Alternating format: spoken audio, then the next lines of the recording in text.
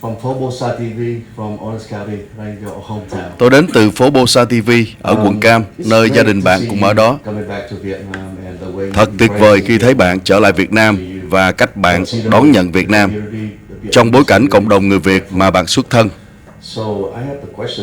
Vậy tôi muốn hỏi là liệu bạn có gặp khó khăn gì khi giao tiếp với gia đình, với bạn bè của mình và với một phần cộng đồng người Việt có thể có quan điểm rất khác với bạn về Việt Nam? Liệu bạn có nghĩ rằng bản thân mình có thể đóng vai trò như là một nhịp cầu nối giữa hai bên hay không? Và ngoài ra, bạn có thông điệp gì muốn gửi đến cộng đồng người Việt ở Mỹ hay không? Xin cảm ơn bạn rất nhiều. Cảm ơn bạn vì câu hỏi. Đã lâu rồi tôi không nghe thấy từ đó vang lên. Trước tiên, tôi chỉ muốn nói rằng tôi vô cùng biết ơn trước tình cảm và sự ủng hộ mà tôi đã nhận được. Không chỉ từ Việt Nam, mà còn từ cộng đồng người Mỹ gốc Việt. Điều đó có ý nghĩa rất lớn đối với tôi. Bạn biết đấy, và tôi rất tự hào là con gái của những người nhập cư Việt Nam. Thực sự đối với tôi, đó thực sự chính là sự kiên cường mà họ luôn có. Chắc hẳn bạn cũng biết đấy. Và những bài học quan trọng mà tôi đã học được từ gia đình cũng như cộng đồng của mình là phải luôn ghi nhớ và không bao giờ quên đi nguồn gốc cội nguồn của chính mình. Tôi nghĩ cuối cùng thì tất cả chúng ta đều mong muốn hòa bình. Và một phần của điều đó tất nhiên là phải nhận thức được di sản của những cuộc xung đột và hiểu được những bài học rút ra từ đó. Và đối với tôi, bài học đó là sự chữa lành là điều hoàn toàn có thể. Bạn biết không, năm ngoái là kỷ niệm 50 năm kể từ cuộc xung đột và cũng là kỷ niệm 30 năm bình thường hóa quan hệ giữa Hoa Kỳ và Việt Nam.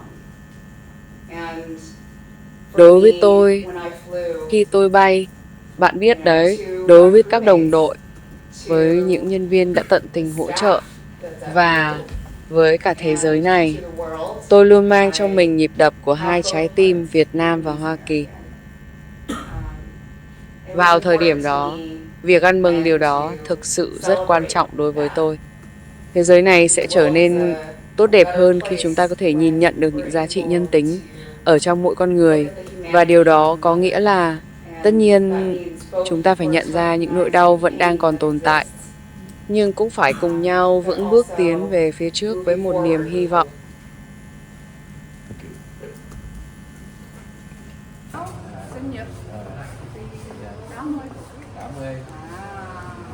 Người Việt Nam là 81.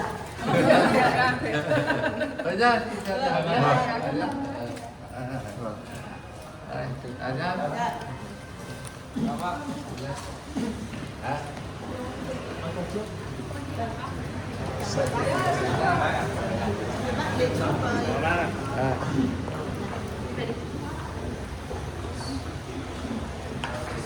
Vâng, tôi rất vui mừng khi tiếp tục xây dựng những con đường này, bởi vì dù tôi có thể là người đầu tiên, tôi không muốn mình sẽ là người phụ nữ Việt Nam cuối cùng bay vào vũ trụ.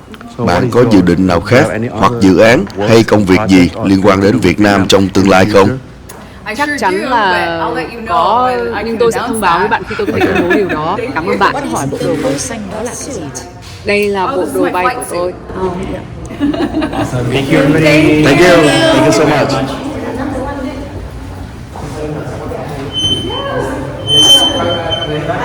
Và đó là câu chuyện với cô Amanda.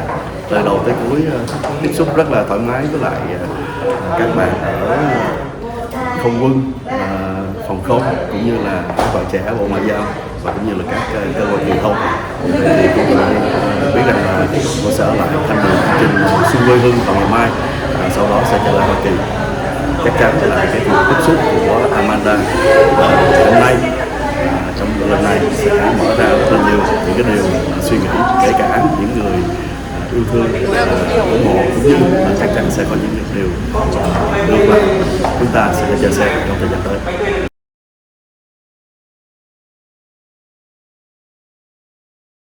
You got a question for Amanda? I'm from PhoBolsaTV from Orange County, like your hometown. It's great to see you coming back to Vietnam and the way you embracing Vietnam to you, considering the community, the Vietnamese community you came from.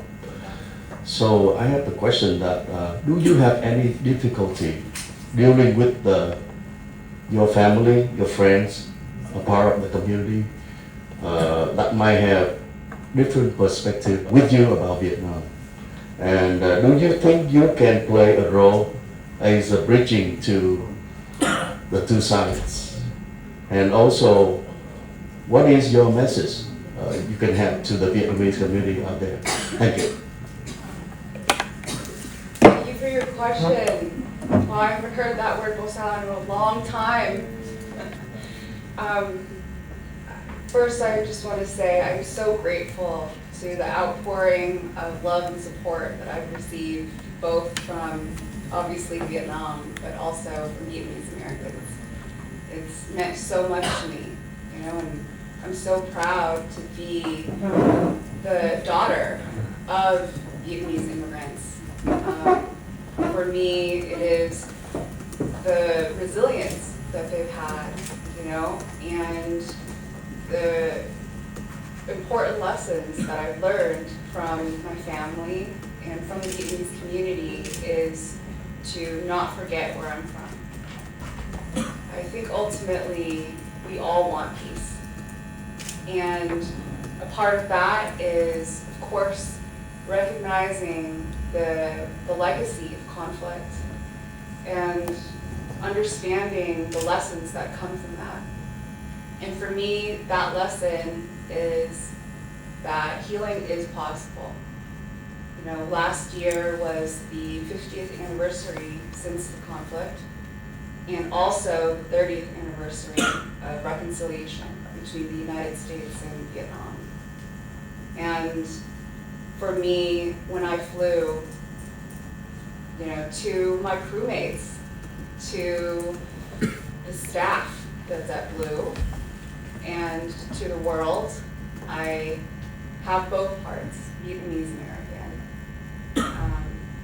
It was important to me then to celebrate that. I think the world is a better place when we're able to look at the humanity in one another. And that means both, of course, recognizing the pain that exists, but also moving forward with hope. Thank you. Sinh nhật. 80. Người Việt Nam là 81. Thôi nhá.